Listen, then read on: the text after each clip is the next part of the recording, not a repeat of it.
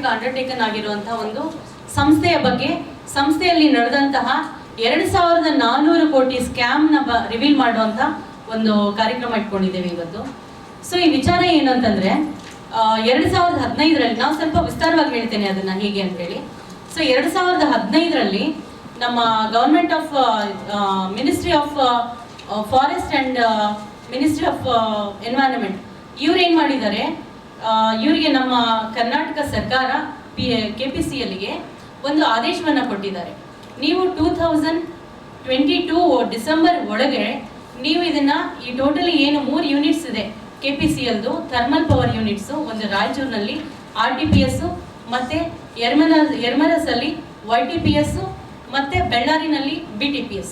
So ಈ 3 units ಏನಿದೆ ಇದರಲ್ಲಿ ಸಲ್ಫರ್ ಬಹಳಷ್ಟು, ಈ ಆ್ಯಶ್ ಜಾಸ್ತಿ ಒಂದು ಪ್ರೊಡ್ಯೂಸ್ ಆಗುತ್ತೆ.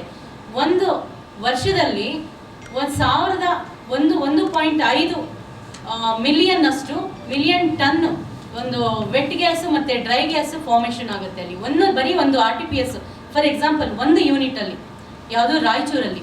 ಸೊ ಇಷ್ಟೊಂದು ತೀವ್ರತೆಯಿಂದ ಒಂದು ಆ್ಯಶ್ ಪ್ರೊಡ್ಯೂಸ್ ಆಗೋದ್ರಿಂದ ಅದು ಟೋಟಲಿ ಎನ್ವೈರನ್ಮೆಂಟಿಗೂ ಸಹ ತೊಂದರೆ ಮಾಡುತ್ತೆ. ಅಲ್ಲಿ ನಮಗೆ ಅಲ್ಲಿ ವಾಸಿಸುವಂಥ ಜನಕ್ಕೆ ಆಗಲಿ, ಪ್ರಾಣಿ ಪಕ್ಷಿಗಳಿಗೆ ಆಗಲಿ, ಅಲ್ಲಿರೋ ಜೀವ ಸಂಕುಲಕ್ಕೆ ಏನು ಬ್ರೀತಿಂಗ್ ಪ್ರಾಬ್ಲಮ್ ಶುರುವಾಗುತ್ತೆ, ಸ್ಕಿನ್ ಡಿಸೀಸ್ ಶುರುವಾಗುತ್ತೆ. ಮತ್ತು ಅಲ್ಲಿ ಆ ಗಾಡಿನಲ್ಲಿ ಹೋಗುವಂಥ ಆ್ಯಶ್ ಏನಾಗುತ್ತೆ ಟೋಟಲಿ ಇದಕ್ಕೆ ಭೂಮಿಗೆ ಬಿದ್ದು ಆ ಫರ್ಟಿಲಿಟಿ ಕಡಿಮೆ ಆಗುತ್ತೆ, ಅಲ್ಲಿ ಸರಿಯಾಗಿ ಬೆಳೆನೂ ಸಹ ಬೆಳೀಲಿಕ್ಕಾಗಲ್ಲ. ಇದೆಲ್ಲ ಒಂದು ಡೇಂಜರಸ್ ಸಿಚುವೇಶನ್ನ ನೋಡಿ ಟೋಟಲಿ ನಮ್ಮ ministry of environment and forest 2015ಅಲ್ಲಿ KPCLಗೆ ಒಂದು ಖಡಕ್ ಆದೇಶವನ್ನು ಮತ್ತು ವಾರ್ನಿಂಗನ್ನು ಕೊಟ್ಟಿರ್ತಾರೆ. ನೀವು ಈ 2020 ಒಳಗಡೆ ಇದನ್ನು ಟೋಟಲಿ ಫ್ಲೂ ಗ್ಯಾಸ್ ವೆಟ್ ಲೈಮ್ಸ್ಟೋನಿಂದ ಡಿಸಲ್ಫರೈಸೇಷನ್ ಪ್ರೋಗ್ರಾಮ್ ಮಾಡಲಿಲ್ಲ ಅಂದರೆ ಈ ಟೋಟಲಿ 3 ಪ್ಲ್ಯಾಂಟನ್ನು ಮುಚ್ಚಬೇಕಾಗತ್ತೆ. ಅಷ್ಟು ಡೇಂಜರಸ್ ಸಿಚುವೇಶನಲ್ಲಿ ಇದ್ದೀವಿ ನಾವಿವತ್ತು. ಸೊ ಈ ಮುಚ್ಚಬೇಕಾಗತ್ತೆ ಅನ್ನುವಂಥ ಒಂದು ಆದೇಶ ಇದ್ದರೂ ಸಹ ಇವರು 3 ವರ್ಷಗಳ ಕಾಲ ಯಾವುದೇ ಒಂದು ಕ್ರಮವನ್ನು ಜರುಗಿಸಲಿಲ್ಲ, ಸುಮ್ಮನೆ ಇದ್ಬಿಟ್ರು. 2015ರಲ್ಲಿ ಆದೇಶ ಆಗಿರೋದು, 18ರವರೆಗೂ ಸುಮ್ಮನೆ ಇದ್ದಾರೆ. 18ರಲ್ಲಿ ಇನ್ನೊಂದು ಸಾರಿ ಡೆಲ್ಲಿನಲ್ಲಿ ಸೆಂಟ್ರಲ್ ಪೊಲ್ಯೂಷನ್ ಕಂಟ್ರೋಲ್ ಬೋರ್ಡ್ ಅವರು ಕರೆದು ಮೀಟಿಂಗ್ ಮಾಡಿ ಅಲ್ಲೊಂದು ಸಾರಿ ಮತ್ತೆ ವಾರ್ನ್ ಮಾಡಿದ್ದಾರೆ. ವಾರ್ನ್ ಮಾಡಿದ ಮೇಲೆ ಆಮೇಲೆ ಮತ್ತೆ ಇಲ್ಲಿ ಟೆಂಡರ್ ಪ್ರಕ್ರಿಯೆ ಮತ್ತೆ ಅದರದ್ದು ಸ್ಕೂಟ್ನಿ ಕಮಿಟಿ ಇದು ಮಾಡುವಂಥದ್ದು, ಟೆಂಡರ್ ಇನ್ವೈಟಿಂಗು ಆಮೇಲೆ ಸ್ಟಾರ್ಟ್ ಮಾಡಿದಂಥದ್ದು. 3 ವರ್ಷದ ನಂತರ ಅಲ್ಲಿವರೆಗೂ ನಿದ್ದೆ ಮಾಡ್ತಾ ಇದ್ರು ಟೋಟಲಿ KPCL ಇಲಾಖೆ. ಈ ಇಲಾಖೆಯಲ್ಲಿ ಅವರಿಗೆ ಅಲ್ಲಿ ಇರೋ ಆಫೀಸರ್ಸ್ ಇರ್ಬೋದು, ಸಿಬ್ಬಂದಿಗಳಿರ್ಬೋದು, ಬಹಳ ಕೇಪಬಲ್ ಇದ್ದಾರೆ, ಎಂಜಿನಿಯರ್ಸು, ಕೆಲಸ ಮಾಡುವಂಥವ್ರು. ಯಾಕಂದರೆ ಇಡೀ ಕರ್ನಾಟಕಕ್ಕೆ ಪವರ್ ಸಪ್ಲೈ ಮಾಡ್ತಾ ಇರುವಂಥ ಡಿಪಾರ್ಟ್ಮೆಂಟ್ ಅವರು. ನಾವೇ ಉತ್ಪಾದನೆ ಮಾಡಿ ಸಪ್ಲೈ ಮಾಡ್ತಾ ಇರೋದು. ಮಾಧ್ಯಮ ಮಿತ್ರರಿಗೆಲ್ಲ ಗೊತ್ತಿರುತ್ತೆ, ಹೇಳಬೇಕಾಗಿಲ್ಲ. ಆದರೂ ಸಹ ಜನಗಳಿಗೆ ಕೆಲವು ವಿಚಾರಗಳ ಅವೇರ್ನೆಸ್ ಇಲ್ಲ, ಹಾಗಾಗಿ ಸ್ವಲ್ಪ ಬ್ರೀಫಾಗಿ ಹೇಳ್ತಾ ಇದ್ದೀನಿ.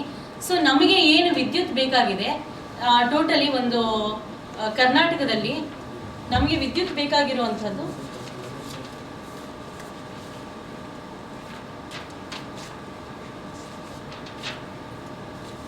ಪರ್ ಡೇ 218.6 ಮಿಲಿಯನ್ ಯೂನಿಟ್ ನಮಗೆ ಬೇಕಾಗಿರುವಂಥದ್ದು ಪರ್ ಡೇ. ಇಲ್ಲಿ ನಮಗೆ ಇಲ್ಲ ಬೇಕಾಗಿರೋದಲ್ಲ, ನಮಗೆ ಪ್ರೊಡ್ಯೂಸ್ ಮಾಡೋ ಕೆಪಾಸಿಟಿ ಇರೋದು KPCLಗೆ. ಸೊ ಇಲ್ಲಿ ನಮಗೆ ಪರ್ ಡೇ ಬೇಕಾಗಿರೋದು 173 ಮಿಲಿಯನ್ ಯೂನಿಟ್ಸು ಕರ್ನಾಟಕಕ್ಕೆ ಪರ್ ಡೇ ನಮಗೆ ರಿಕ್ವೈರ್ಮೆಂಟ್ ಇರೋದು. ಸೊ ಇಲ್ಲಿ ಆದರೆ KPCLಲ್ಲಿ ಏನಾಗ್ತಾ ಇದೆ, ನಾನು ನಿನ್ನೆ 28ದು ಲಾಸ್ಟ್ ಮಂತ್ 28ದು ಅಕೌಂಟ್ ತಗೊಂಡಾಗ ಅಲ್ಲಿ ಏನಾಗಿದೆ, ಬರೀ 58 ಯೂನಿಟನ್ನು KPCLಯಿಂದ ಪರ್ಚೇಸ್ ಮಾಡಿರೋದು. ಬರೀ 58 ಯೂನಿಟ್ಸು ಕೆಪಾಸಿಟಿ ಇರೋವಂಥದ್ದು ನಮಗೆ ಟೋಟಲಿ 218.6 ಮಿಲಿಯನ್ ಯೂನಿಟ್ಸ್ ನಮಗೆ ಕೆಪಾಸಿಟಿ ಇದೆ. ಇಲ್ಲ ಇದು ಮಿಲಿಯನ್ ಯೂನಿಟ್ಸು, ಮೆಗಾವ್ಯಾಟ್ಸ್ ಅಲ್ಲ. ಮೆಗಾವ್ಯಾಟ್ಸ್ ಅಂದರೆ 9000 ಮೆಗಾವ್ಯಾಟ್ಸ್. ಅದು ಕನ್ವರ್ಟ್ ಮಾಡಿರೋದು ಯೂನಿಟ್ಸ್ಗೆ ನಾವು, ಅದು 218.6 ಯೂನಿಟ್ಸ್ ಬೇಕಾಗಿರುವಂಥದ್ದು, ಪ್ರೊಡಕ್ಷನ್ ಮಾಡೋ ಕೆಪಾಸಿಟಿ ಇರುವಂಥದ್ದು. ಸೊ ಒಂದೊಂದು ನಾವು ಥರ್ಮಲ್ ಪ್ಲಾಂಟ್ ಮೇಲೆ ಸಾಮಾನ್ಯವಾಗಿ 2000 ಕೋಟಿವರೆಗೂ ನಾವು ಇನ್ವೆಸ್ಟ್ಮೆಂಟ್ ಮಾಡಿದ್ದೀವಿ. ಸೊ ಆ ಥರದ್ದು ಇಷ್ಟು ಥರ್ಮಲ್ ಪ್ಲಾಂಟ್ಸ್ಗಳನ್ನ ಇಟ್ಕೊಂಡು ಇವಾಗ ಬರೀ 58 ಯೂನಿಟ್ ವಿದ್ಯುತ್ತನ್ನು ಇವರು ಉತ್ಪಾದನೆ, ಬರೀ 58 ಯೂನಿಟನ್ನ KPCLಯಿಂದ ಪರ್ಚೇಸ್ ಮಾಡ್ತಾ ಇದ್ದಾರೆ.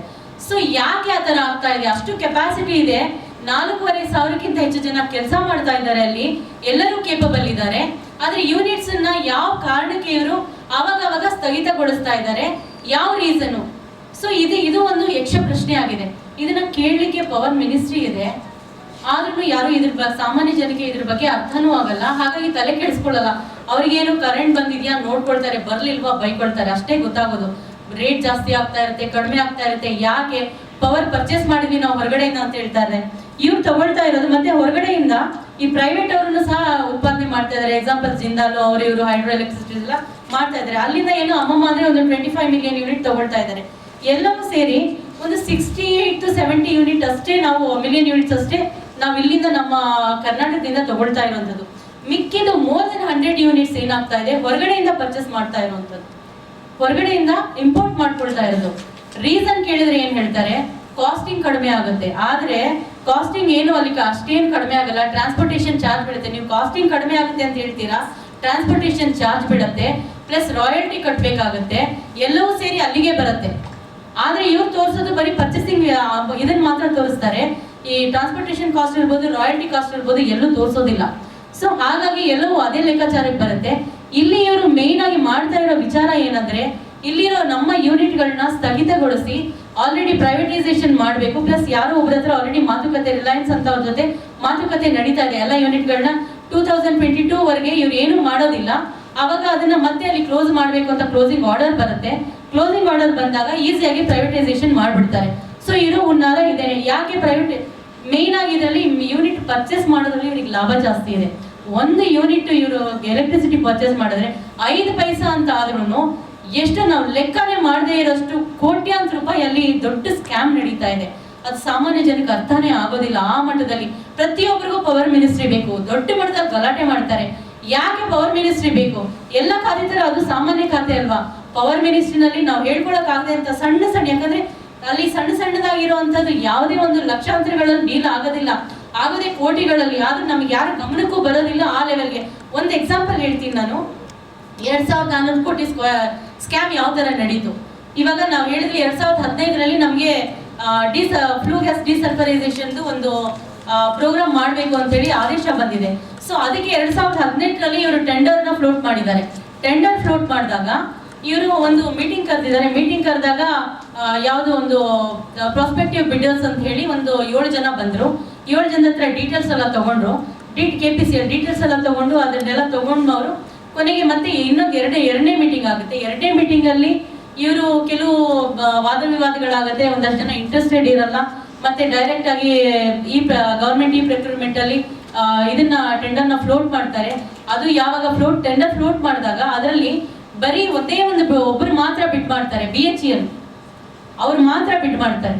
ಸೊ BHEL 2 ಟೈಮ್ ಬಿಡ್ ಮಾಡ್ತಾರೆ. ಇವರು 2 ಕಾಲ್ಸ್, ಇವಾಗ ಒಂದು ಕಾಲಲ್ಲೇನೆ ಇಲ್ಲ 2 ಕಾಲಲ್ಲಿ ಯಾವುದೇ ಕಾರಣಕ್ಕೂ ಈ ಪ್ರೊಕ್ಯೂರ್ಮೆಂಟ್ ಅಲ್ಲಿ ಅವರು ಟೆಂಡರ್ನ ಫೈನಲೈಸ್ ಮಾಡೋಕ್ಕಾಗಲ್ಲ. ಸೊ 2 ಕಾಲಲ್ಲೂ as a single bidder BHEL ಅವರೇನೆ ಪಾರ್ಟಿಸಿಪೇಟ್ ಮಾಡ್ತಾರೆ. ಸೊ ಅದನ್ನ ಇವರು ಕನ್ಸಿಡರ್ ಮಾಡೋದಿಲ್ಲ. 3rd ಕಾಲು ಏನ್ ಮಾಡ್ತಾರೆ, ಇವರು ಒಂದೇ ಸಿಂಗಲ್ ಬಿಡರ್ ಬಂದಿದಾರಲ್ಲ ಅಂತ ತಿಳ್ಕೊಂಡು ಇವ್ರು ಏನ್ ಮಾಡ್ತಾರೆ, ಮತ್ತೆ ಆ ಟೆಕ್ನಿಕಲ್ ಕಮಿಟಿ ಅವ್ರನ್ನ ಕರೆಸಿ, ಟೋಟಲಿ ಇದರಲ್ಲಿ ಎಂಜಿನಿಯರ್ಸ್ ಎಲ್ಲ ಸೇರಿ ಟೆಕ್ನಿಕಲ್ ಕಮಿಟಿ ಇರುತ್ತೆ. ಆ ಟೆಕ್ನಿಕಲ್ ಕಮಿಟಿನ ಕರೆಸಿ ಬೇರೆ ಬೇರೆ ಬಿಡರ್ಸ್ನ ಅದರಲ್ಲಿ ಇನ್ವಾಲ್ವ್ ಮಾಡ್ಲಿಕ್ಕೆ ಸ್ವಲ್ಪ ಇವರು ಇದನ್ನೆಲ್ಲ ಲೀನಿಯಸ್ ಕೊಡ್ತಾರೆ. ಲೀನಿಯಸ್ ಕೊಟ್ಟಾಗ ಇಲ್ಲೇನಾಗುತ್ತೆ, ಒಂದು 4 ಜನ ಬಂದು, 2 ಪ್ರೈವೇಟ್ ಬಿಡರ್ಸ್, ಇನ್ನಿಬ್ರು ಗವರ್ಮೆಂಟ್ ಅಂಡರ್ಟೇಕನ್ ಬಿಡರ್ಸ್ ಬಂದು ಬಿಡ್ ಮಾಡ್ತಾರೆ. ಅದರಲ್ಲಿ ಒಂದು ಬ್ರಿಡ್ಜ್ ಅಂಡ್ ರೂಫ್ ಅಂತ ಒಂದು BHEL ಅಂತ ಬ್ರಿಡ್ಜ್ ಅಂಡ್ ರೂಫ್ ಸಹ ಅವರು ಎಲ್ಲರಿಗೂ ಗೊತ್ತಿರುವಂಥದ್ದು. ಅವರು ಬ್ರಿಡ್ಜಸ್ ಆ ಥರ ದೊಡ್ಡ ದೊಡ್ಡ ಪ್ರಾಜೆಕ್ಟ್ಗಳೆಲ್ಲ ಇನ್ವಾಲ್ವ್ ಆಗಿರುವಂಥದ್ದು. ಇನ್ನಿಬ್ಬರು ಯಾರು ಅಂದರೆ EDAC ಅಂತ, ಅವರು ಚೆನ್ನೈ ಮೂಲದ ಈ ಥರದೇ ಒಂದು ಕಂಪನಿ. ಮತ್ತೆ ಇನ್ನೊಂದು ಶಾಪುರ್ಜಿ ಅಂಡ್ ಪಾಲಂಜಿ ಅಂತ ಬಿಲ್ಡರ್ಗಳವರು. ಅವರಿಗೆ ಏನೇನೂ ಅನುಭವ ಇಲ್ಲ, ಎಲ್ಲೋ 1-2 ಅಪಾರ್ಟ್ಮೆಂಟ್ಗಳು 1-2 ಪ್ರಾಜೆಕ್ಟ್ಗಳು ಮಾಡಿದ್ದಾರೆ. ಅದು ಬಿಲ್ಡರ್ಸ್ಗಳಷ್ಟೇ, ಅದು ಬಿಟ್ಟು ಅವರಿಗೆ ಬೇರೆ ಯಾವುದೇ ರೀತಿ ಈ ಫೀಲ್ಡಲ್ಲಿ ಎಕ್ಸ್ಪೀರಿಯನ್ಸೇ ಇಲ್ಲ.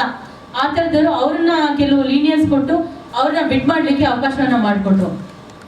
ಸೊ 3ನೇ ಕಾಲ್, 3rd ಕಾಲ್ ಯಾವಾಗ ಇವರು ಫ್ಲೋಟ್ ಮಾಡಿದ್ದಾರೆ ಟೆಂಡರ್ನ ಅಂತ ಹೇಳಿದ್ರೆ ಸೆಕೆಂಡ್ ಸ್ಯಾಟರ್ಡೆ ಅರ್ಧರಾತ್ರಿ ಇವರು ಒಬ್ಬ ಇಂಜಿನಿಯರ್ ಕಾಲ್ ಮಾಡಿ ಹೇಳ್ತಾರೆ, ಮನೆಯಲ್ಲಿರೋರಿಗೆ ಲೀವಲ್ಲಿರೋರಿಗೆ ಕಾಲ್ ಮಾಡಿ ಹೇಳ್ತಾರೆ, ನೀವು ಇಮಿಡಿಯೇಟು ಅದನ್ನ ಏನು ಈ ಪ್ರೊಕ್ಯೂರ್ಮೆಂಟ್ ಅಲ್ಲಿ ಟೆಂಡರ್ ಫ್ಲೋಟ್ ಮಾಡಿ ನೀವು ಅಂತ ಹೇಳಿ. So second Saturday tender float ಆದಾಗ ಏನು ಉದ್ದೇಶ ಏನಿರುತ್ತೆ ನಾವು ಯೋಚನೆ ಮಾಡಬೇಕು. ಎಲ್ಲಾ ದಿನ ಬಿಟ್ಟು ಯಾವ ದಿನಗಳು ಸಿಗೋದಿಲ್ವಾ, ಎಲ್ಲಾ ಟೆಂಡರ್ಗಳು ಮ್ಯಾಕ್ಸಿಮಮ್ ವ್ಯಾಲಿಡ್ ಬಿಡರ್ ಬರ್ದೇ ಇರಲಿ ಅಂತೇಳಿ ಇವ್ರು ಒಳಗಡೆಗೆ ಫಸ್ಟ್ ಎಲ್ಲ ಫಿಕ್ಸಿಂಗ್ ಆಗೋಗಿರುತ್ತೆ. ಹಾಗಾಗಿ ಸೆಕೆಂಡ್ ಸ್ಯಾಟರ್ಡೆ, ಹಾಲಿಡೇಸು, ಎಮರ್ಜೆನ್ಸಿ ಇರೋ ಟೈಮು, ಈ ತರ ಟೈಮ್ನಲ್ಲಿ ಮಾಡುವಂಥದ್ದು. ಈ ಇದನ್ನು ಸಹ ಸೆಕೆಂಡ್ ಸ್ಯಾಟರ್ಡೇನ ಇದನ್ನ ಫ್ಲೋಟ್ ಮಾಡಿದಂಥದ್ದು. ಅವಾಗಲೂ 4 ಜನ ಪಾರ್ಟಿಸಿಪೇಟ್ ಮಾಡಿದ್ರು. ಅದರಲ್ಲಿ BHEL ನೀವು ಊಹಿಸಕ್ ಸಾಧ್ಯ ಇಲ್ಲ. BHEL ಮೋಸ್ಟ್ ಎಕ್ಸ್ಪೀರಿಯನ್ಸ್ಡ್ ಇದು ಏನ್ ನಾವು ಹೇಳ್ತೀವಿ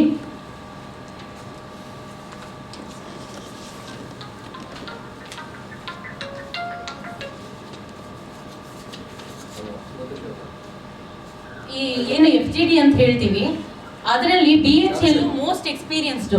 ಆಲ್ರೆಡಿ ಇಂಡಿಯಾದಲ್ಲಿ 56 ಕಡೆ ಆ ಪ್ರಾಜೆಕ್ಟ್ ಅನ್ನ ಮಾಡ್ತಾ ಇದೆ. ಸೆಂಟ್ರಲ್ ಮತ್ತೆ ಬೇರೆ ಬೇರೆ ಸ್ಟೇಟ್ಗಳಲ್ಲಿ ಆಲ್ರೆಡಿ ಆ ಕೆಲಸಗಳನ್ನ ಮಾಡ್ತಾ ಇದ್ದಾರೆ.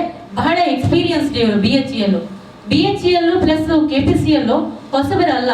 ಇವರು ಎಷ್ಟೋ ಪ್ರಾಜೆಕ್ಟ್ಗಳ ಹಳೆ ಪ್ರಾಜೆಕ್ಟ್ಗಳಲ್ಲಿ ಜಾಯಿಂಟ್ ವೆಂಚರ್ ಅಲ್ಲಿ ಕೆಲಸ ಮಾಡಿದಂಥವ್ರು. ಅವ್ರಿಗೆ ಎಷ್ಟೋ ಕಾಂಪೋನೆಂಟ್ಸ್ಗಳನ್ನೆಲ್ಲ BHEL ಅವರನ್ನೇ ಕೊಡ್ತಾ ಇರುವಂತದ್ದು. ಸೊ ಹೊಸಬರಲ್ಲ. ಆವಾಗ್ಲೂ ಇವರು BHEL ಇವರನ್ನ ರಿಜೆಕ್ಟ್ ಮಾಡ್ತಾರೆ. ರೀಸನ್ ಏನು ಅಂದ್ರೆ ಅನೆಕ್ಷರ್ 6 ಕೊಟ್ಟಿಲ್ಲ ನೀವು. ಅನೆಕ್ಷರ್ 6 ಇವ್ರದೇ ಫಾರ್ಮ್ಯಾಟ್ ಅಲ್ಲಿ ಇವ್ರು ಕೊಟ್ಟಿದ್ದಾರೆ. ಆದ್ರೆ ಅನೆಕ್ಷರ್ 6 KPCL ಫಾರ್ಮ್ಯಾಟ್ ಅಲ್ಲಿ ಕೊಟ್ಟಿಲ್ಲ ಅನ್ನೋದಕ್ಕೋಸ್ಕರ ಅವ್ರನ್ನ ಇದು ಮಾಡೋದಿಲ್ಲ. ಅವ್ರನ್ನ ಟೋಟಲಿ ಆ ಬಿಟ್ಟಿಂದ ಅನ್ಕ್ವಾಲಿಫೈಡ್ ಮಾಡ್ತಾರೆ. ಸೊ ಅದಾದ ನಂತರ ಇವರಿಗೆ ಯಾರು EDAC ಏನ್ ಮಾಡ್ತಾರೆ, ಅವರಿಗೆ ಯಾವುದೇ ರೀತಿಯ ಫೈನಾನ್ಷಿಯಲಿ ಟರ್ನ್ ಓವರ್ ಇರಲ್ಲ. ಹಾಗಾಗಿ ಅವರನ್ನು ಸಹ ರಿಜೆಕ್ಟ್ ಆಗ್ತಾರೆ ಅದರಲ್ಲಿ. ಮತ್ತೆ ಇನ್ನೊಂದು ಬ್ರಿಡ್ಜ್ ಅಂಡ್ ರೂಫು, ಅವರು ಎಲ್ಲಾ ರೀತಿಯಲ್ಲೂ ಕ್ವಾಲಿಫೈಡು. ಟೆಕ್ನಿಕಲ್ ಸ್ಕೂಟ್ನಿ ಕಮಿಟಿ ರಿಪೋರ್ಟ್ ಹೇಳುತ್ತೆ ಎಲ್ಲಾ ರೀತಿಯಲ್ಲೂ ಕ್ವಾಲಿಫೈಡ್ ಆಗಿದ್ರು ಸಹ ಅವರನ್ನು ರಿಜೆಕ್ಟ್ ಮಾಡ್ತಾರೆ. ಯಾವುದೋ ಒಂದು ರೀಸನ್ ಹೇಳಿ. ಕೊನೆಗೆ ಏನೇನು ಎಕ್ಸ್ಪೀರಿಯನ್ಸ್ ಇಲ್ಲದೆ ಇರುವಂತ ಒಬ್ಬ ಸಾಮಾನ್ಯ ಬಿಲ್ಡರ್ ಆಗಿರೋ ಶಾಪುರ್ಜಿ ಮತ್ತೆ ಪಾಲನ್ಜಿ ಅವರಿಗೆ ಯಾವ ಪ್ರಭಾವ ಬಳಸಿದಾರೋ ಗೊತ್ತಿಲ್ಲ, ಅವರಿಗೆ 2400 ಕೋಟಿಯ ಒಂದು ಟೆಂಡರ್ ಅನ್ನ ಪಾಸ್ ಮಾಡಿದ್ದಾರೆ.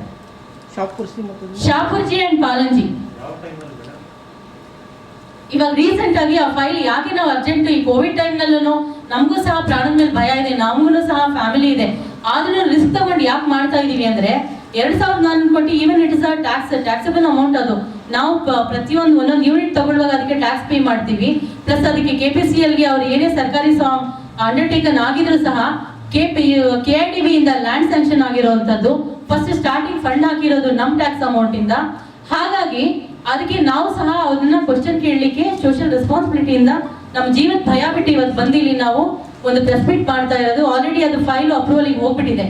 ಸೊ ವಿಚಾರ ಗೊತ್ತಾಗ್ತಾ ಇದ್ದಂಗೆ ಇದು ಇಲ್ಲಿ ಇನ್ನೊಂದು ಸ್ಕ್ಯಾಮ್ ಏನ್ ನಡೆದಿದೆ ಅಂತ ಹೇಳಿದ್ರೆ, ಇಲ್ಲಿ ಇವರು ಟೆಕ್ನಿಕಲ್ ಕಮಿಟಿ, ಯಾಕಂದ್ರೆ ಟೆಕ್ನಿಕಲ್ ಕಮಿಟಿ ಇರುತ್ತೆ, ಆ ಟೆಕ್ನಿಕಲ್ ಸ್ಕೂಟ್ನಿ ಕಮಿಟಿ ಅವರು ಅದನ್ನ ಒಪ್ಲಿಲ್ಲ. ಯಾಕಂದ್ರೆ ಅವ್ರು ಏನು ಎಕ್ಸ್ಪೀರಿಯನ್ಸ್ ಇಲ್ಲ, ಅನ್ಎಕ್ಸ್ಪೀರಿಯನ್ಸ್ಡ್ ಪ್ಲಸ್ ಫೈನಾನ್ಷಿಯಲ್ ಟರ್ನ್ ಓವರ್ ಇಲ್ಲ, ಏನೇನೋ ಎಕ್ಸ್ಪೀರಿಯನ್ಸ್ ಇಲ್ಲದೆ ಇರೋನ ಇವನ್ ಕೈಗೆ ತಗೊಂಡೋಗಿ ಕೊಟ್ರೆ ಈ ಕಡೆ ಕೆಲಸನೂ ಟೈಮಿಗೆ ಸರಿಯಾಗಿ ಆಗಲ್ಲ, ಪ್ಲಸ್ ಅದು ಬೇರೆ ತರನೇ ಎಫೆಕ್ಟ್ ಆಗುತ್ತೆ. ಆವಾಗ ಟೆಕ್ನಿಕಲ್ ಕಮಿಟಿನೇ ಅದಕ್ಕೆ ತಲೆ ಕೊಡ್ಬೇಕಾಗತ್ತೆ ಅಂತ ಹೇಳಿ ಅದರಲ್ಲಿ ಇದ್ದಂತಹ ಒಬ್ರು ಎಂಜಿನಿಯರು, ಎಕ್ಸಿಕ್ಯೂಟಿವ್ ಎಂಜಿನಿಯರು ಶ್ರೀನಿವಾಸನ್ ಅವರು ಅದನ್ನ ಇಲ್ಲ ಯಾವುದೇ ಕಾರಣಕ್ಕೂ ಇವರಿಗೆ ಕೊಡ್ಲಿಕ್ಕೆ ಆಗಲ್ಲ ಅಂತ ಹೇಳ್ತಾರೆ. ಬಹಳ ಪ್ರಾಂಪ್ಟು ಪ್ಲಸ್ ಸರ್ವಿಸ್ ಓರಿಯೆಂಟೆಡ್ ಪರ್ಸನ್, 37 ವರ್ಷ ಸರ್ವಿಸ್ ಆಗಿರುವಂತವ್ರು. ಇವಾಗ 57-58ನೇ ವರ್ಷ ನಡೀತಾ ಇದೆ. ಅವರಲ್ಲಿ ರೆಬಲ್ ಆಗಿ ನಾನು ಮಾಡೋದಿಲ್ಲ ಅಂತ ಹೇಳೋದಿಕ್ಕೆ ಅದೊಂದೇ ಒಂದು ಕಾರಣಕ್ಕೆ ಅವ್ರನ್ನ ಅಲ್ಲಿಂದ ಕಾದ್ರಾ ಪ್ರಾಜೆಕ್ಟ್ಗೆ ಟ್ರಾನ್ಸ್ಫರ್ ಮಾಡ್ಬಿಡ್ತಾರೆ. ರಿಟೈರ್ಮೆಂಟ್ ಎಂಡಿಂಗ್ ಅಲ್ಲಿ ಇದ್ದಾರೆ ಪಾಪ. ರಿಟೈರ್ಮೆಂಟ್ ನಮ್ಗೆ ಏನ್ ಬೈಲ ಏನ್ ಹೇಳತ್ತೆ, ಸಂವಿಧಾನ ಏನ್ ಹೇಳತ್ತೆ, ರಿಟೈರ್ಮೆಂಟ್ ಇನ್ನೇನು 1 ವರ್ಷ 6 ತಿಂಗಳು ಇರೋರಿಗೆ ಯಾವುದೇ ಕಾರಣಕ್ಕೂ ಆ ಥರ ಕ್ರಿಟಿಕಲ್ ಇರೋ ಪ್ಲೇಸಿಗೆಲ್ಲ ಹಾಕಬಾರ್ದು. ಸ್ವಲ್ಪ ಸೇಫ್ ಆಗಿ ಒಂದು ರಿಲ್ಯಾಕ್ಸ್ಡ್ ಆಗಿ ಇರ್ಲಿಕ್ಕೆ ಒಂದು ಅವಕಾಶ ಕೊಡಬೇಕು. ಆ ಏಜ್ ಅಲ್ಲಿ ತಗೊಂಡಾಗ ಅವರು ನಾನು ಮಾಡೋದಿಲ್ಲ ಅಂತ ಹೇಳಿ ಒಂದು ಪ್ರಾಂಪ್ಟ್ ಆಗಿ ಡಿಸಿಷನ್ ತಗೊಂಡಿದ್ದಕ್ಕೆ ಅವ್ರನ್ನ ತಗೊಂಡಾಗ ಆ ಕಡೆ ಬೇರೆ ಕಡೆ ಬಿಸಾಕಿದ್ರು. ಇಡೀ ಟೆಕ್ನಿಕಲ್ ಕಮಿಟಿನ ಚೇಂಜ್ ಮಾಡಿದ್ರು. ಅಲ್ಲಿಂದ ಆಲ್ರೆಡಿ ಬೇರೆ ಬೇರೆ ಕಡೆ ಕಂಪ್ಲೇಂಟ್ಸ್ ಆಯ್ತು ಇವ್ರ ಮೇಲೆ. ಬ್ರಿಡ್ಜ್ ಅಂಡ್ ರೂಫ್ ಅವರು ಹೋಗಿ ಕಂಪ್ಲೇಂಟ್ ಮಾಡಿದ್ದಾರೆ. ಯಾರಿಗೆ ಇದೆ KPCL ಒಂದು MD ಆಗಿರುವಂತ ಪೊನ್ನುರಾಜ್ ಅವರಿಗೆ ಕಂಪ್ಲೇಂಟ್ ಮಾಡಿದ್ದಾರೆ. ಸೊ ಈ ತರ ಆಗಿದೆ ಈ ಟೆಂಡರ್ ಪ್ರಕ್ರಿಯೆಯಲ್ಲಿ, ಇನ್ವ್ಯಾಲಿಡ್ ಬಿಡರ್ಗೆ ಟೆಂಡರ್ ಓಕೆ ಮಾಡಿದ್ದಾರೆ. ಸೊ ಕನ್ಸಿಡರ್ ಮಾಡಿಲ್ಲ, ಇಲ್ಲಿ ಯಾವುದೇ ರೀತಿಯಾದ ಜಸ್ಟಿಸ್ ನಡೆದಿಲ್ಲ, ಇಲ್ಲಿ ಡಿಸ್ಕ್ರಿಮಿನೇಷನ್ ಆಗಿದೆ, ಏನೋ ನಡೆದಿದೆ, ಇದರಲ್ಲಿ ಗುಮಾನಿ ಇದೆ, ನಮಗೆ ಇದನ್ನ ಕ್ಯಾನ್ಸಲ್ ಮಾಡಿ ಅಂತ ಅವರು ಸಹ ಕೊಟ್ಟಿದ್ದಾರೆ. ಅದಾದ್ಮೇಲೆ BHEL ಅವರು ಸಹ ಕೊಟ್ಟಿದ್ದಾರೆ ಲೆಟರ್. ಆ ಲೆಟರ್ದು ನಿಮ್ಗೆಲ್ಲ ಪ್ರೂಫ್ ಇದೆ, ನಾನು ಕೊಡ್ತೀನಿ. ಆಮೇಲೆ ಇವರು ಯಾರು ಶ್ರೀನಿವಾಸ್ ಅವರು ಎಕ್ಸಿಕ್ಯೂಟಿವ್ ಇಂಜಿನಿಯರ್ ಟೆಕ್ನಿಕಲ್ ಕಮಿಟಿ, ಇವರು ವ್ಯಾಲಿಡೇ ಅಲ್ಲ, ವ್ಯಾಲಿಡ್ ಬಿಟ್ಟರೇ ಅಲ್ಲ ಅಂತ ಹೇಳಿರೋ ಮಾಡಿರೋ ರಿಪೋರ್ಟ್ ಇದೆ. ಆ ರಿಪೋರ್ಟ್ ನಿಮಗೆ ನಾವು ಕೊಡ್ತೀವಿ ಕಾಪಿ. ಯಾವ ತರ ಇವರಿಗೆ ಮೋಸ ಮಾಡಿದ್ರು, ಯಾವ ತರ ಇಲ್ಲಿ ಫ್ರಾಡ್ ಗೇಮ್ ಮಾಡಿ ಇದನ್ನ ಪ್ರಾಜೆಕ್ಟ್ ನ ತಗೊಳ್ತಾ ಇದ್ದಾರೆ ಅಂತ ಹೇಳಿ. ಸೊ ಇದಾದ ನಂತರ ಪೊನ್ನುರಾಜ್ ಅವರಿಗೆ ಮತ್ತೆ ಎನರ್ಜಿ ಸೆಕ್ರೆಟರಿಗೆ ಮತ್ತೆ ಚೀಫ್ ಸೆಕ್ರೆಟರಿಗೆ ಎಲ್ಲರಿಗೂ ಕಂಪ್ಲೇಂಟ್ ಹೋಗಿದೆ, CMಗೂ ಕಂಪ್ಲೇಂಟ್ ಹೋಗಿದೆ. ಯಾವುದೇ ಕಾರಣಕ್ಕೂ ಇದುವರೆಗೂ ಯಾವುದೇ ಆದ ಒಂದು ರಿಪೋರ್ಟ್ ಬಂದಿಲ್ಲ. ಮತ್ತೆ ACBಗೂ ಸಹ ಕಂಪ್ಲೇಂಟ್ ಹೋಗಿದೆ. ಅದಾದ ನಂತರ ನಮಗೆ ವಿಚಾರ ಗೊತ್ತಾಯ್ತು ಭೀಮಾಪುತ್ರಿ ಬ್ರಿಗೇಡ್ಗೆ ಗೊತ್ತಾದ್ಮೇಲೆ ಆಸ್ ಅ ಸೋಷಿಯಲ್ ರೆಸ್ಪಾನ್ಸಿಬಿಲಿಟಿ ನಾವು ಕೊಟ್ಟಿರೋ ಕಾಪೀಸ್ ನಿಮಗೆ ನಾವು ಕೊಡ್ತೀವಿ ಅದನ್ನ ಪ್ರೆಸ್ಗೆ. ಆ ಒಂದು ಕಂಪ್ಲೇಂಟ್ ರೆಡಿ ಮಾಡಿ ACBಗೂ ಸಹ ಕಂಪ್ಲೇಂಟ್ ಮಾಡಿದೀವಿ ನಮ್ಮ ಲೆಟ್ರೇಡ್ ಅಲ್ಲಿ, CMಗೆ ನಮ್ಮ ಲೆಟ್ರೇಡ್ ಅಲ್ಲಿ ಪ್ರೆಸೆಂಟೇಷನ್ ಕೊಟ್ಟಿದ್ದೀವಿ. ಆಮೇಲೆ ಸ್ಟೇಟ್ ನಮ್ಮ ಚೀಫ್ ಸೆಕ್ರೆಟರಿ ಕೊಟ್ಟಿದ್ದೀವಿ, ಇವ್ರಿಗೆ ಭಾಸ್ಕರ್ ಸರ್, ಇವ್ರಿಗೆ ವಿಜಯ್ ಭಾಸ್ಕರ್ ಸರಿಗೆ ಕೊಟ್ಟಿದ್ದೀವಿ. ಮತ್ತೆ ನಮ್ಮ ಎನರ್ಜಿ ಸೆಕ್ರೆಟರಿ ಅವರಿಗೂ ಸಹ ಕೊಟ್ಟಿದ್ದೀವಿ. ಎಲ್ಲರಿಗೂ ನಮ್ಮ ಲೆಟ್ರೇಡ್ ಅಲ್ಲಿ ಪ್ರೆಸೆಂಟೇಷನ್ ಕೊಟ್ಟಿದ್ದೀವಿ. ಪೊನ್ನೂರಾಜ್ ಅವರಿಗೂ ಸಹ ಕೊಟ್ಟಿದ್ದೀವಿ. ಅವ್ರನ್ನ ನಾವು ಫಸ್ಟ್ ಡೈರೆಕ್ಟ್ ಆಗಿ ಖುದ್ದಾಗಿ ಮೀಟ್ ಮಾಡಿ ಹೋಗಿ ಕೇಳಿದ್ವಿ. ನಾವು ಆಸ್ ಅ ಆರ್ಗನೈಸೇಷನ್ ನಮಗೆ ಇದರಲ್ಲಿ ಬೇರೆ ಏನೂ ಇರಲ್ಲ. ಪ್ಲಸ್ ಪೊನ್ನೂರಾಜ್ ಅವ್ರ ಮೇಲೆ ಆಗಲಿ ಇನ್ನೊಂದು IAS IPS ಆಫೀಸರ್ಗಳ ಮೇಲೆ ಆಗಲಿ ಪರ್ಸನಲ್ ಗ್ರಜ್ ಏನಿರಲ್ಲ. ಒಂದು ಆರ್ಗನೈಸೇಷನ್ ಆಗಿ ಸೋಷಿಯಲ್ ರೆಸ್ಪಾನ್ಸಿಬಿಲಿಟಿನ ನಿಭಾಯಿಸ್ತೀವಿ.